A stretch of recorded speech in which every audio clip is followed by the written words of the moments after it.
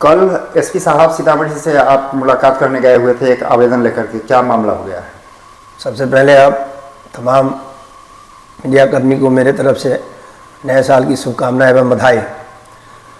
मेरे ऊपर एक अभियोग लगा है कि मुझसे रंगदारी मांगा गया है। जेई इंफ्रा कंपनी है जिनका काम बागमती तटबंध का है, जिसमें हम भी काम कर रहे हैं। 11 किलोमीटर का काम हमको मिला हुआ है कटौझा बांध से चंदौली तक जी। उसमें पूर्व से काम कर रहे अशोक सिंह एवं विनोद सिंह, जो आज से 2 महीना पहले पूर्व से काम कर रहे हैं। उनको पता नहीं क्या एग्रीमेंट था, नहीं था, हमको मालूम नहीं।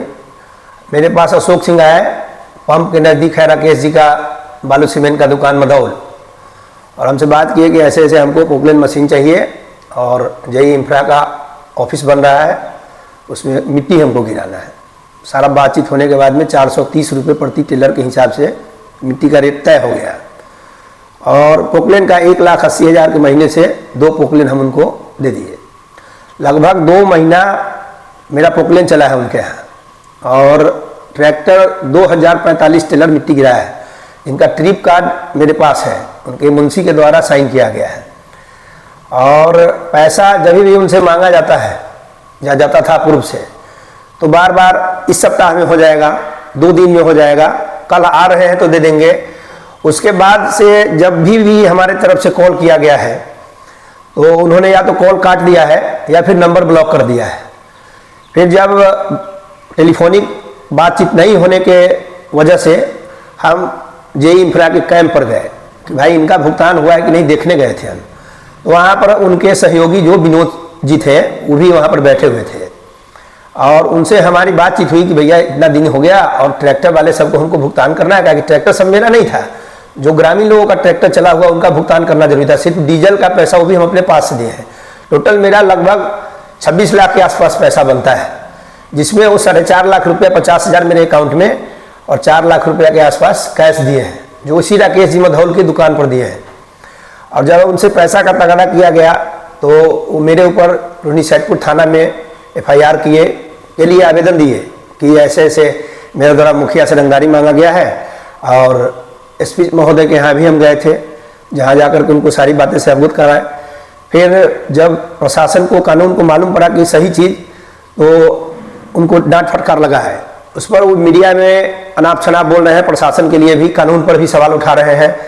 और जब उनको लगा कि कानून मेरा पक्ष नहीं ले रहा है, जबरन अपना पक्ष लेवाना चाह रहे हैं कि जब मेरा पक्ष ले, जबकि मेरा पैसा अगर बाकी नहीं हो, तो कानून के स्तर से एसपी साहब से हमको मतलब आश्वासन दिया गया कि आप जाइए और अपने SHO को भेज के हम जांच करवा लेते हैं, सही चीज़ जो होगा वही होगा। अगर आप रंगदारी नहीं मांगे हैं तो आपको कुछ नहीं होगा, अगर मांगे होइएगा तो जेल जाइएगा। एसपी साहब की तरफ से ऐसा कहा गया।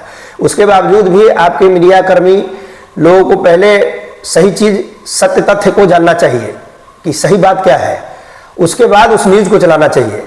लेकिन आपके मीडिया कर्मी के द्वारा बिना सत्य चीज़ को जाने हुए मेरे ऊपर गलत न्यूज़ चलाया गया है। मेरा पैसा अगर बाकी नहीं हो तो प्रशासन के द्वारा हमको दिया गया कि भाई आप जांच हो जाता है, उसके बाद आप और कार्रवाई किया जाएगा या नहीं कार्रवाई किया जाएगा, जिसका आवेदन हम भी रूनी सैदपुर थाना में दिए हुए हैं, माननीय एसपी महोदय के यहाँ भी दिए हुए हैं। क्या मांग करते हैं आप? हम प्रशासन से यही अनुरोध करते हैं कि पूरे मामला को अपने स्तर से जांच कर, अगर हम दोषी हैं तो हमको दंडित किया जाए, अगर दोषी नहीं है तो मेरे विरोध में जो मीडिया कर्मी के द्वारा जो न्यूज़ चलाया गया है उसके ऊपर हम अपने एडवोकेट से बात करेंगे जा करके आज, और मानहानि का मुकदमा करेंगे।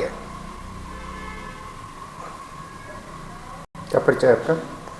मैं नीरज कुमार, पूर्व मुखिया रैन बिस्नी, रूनी सैदपुर, सीतामढ़ी।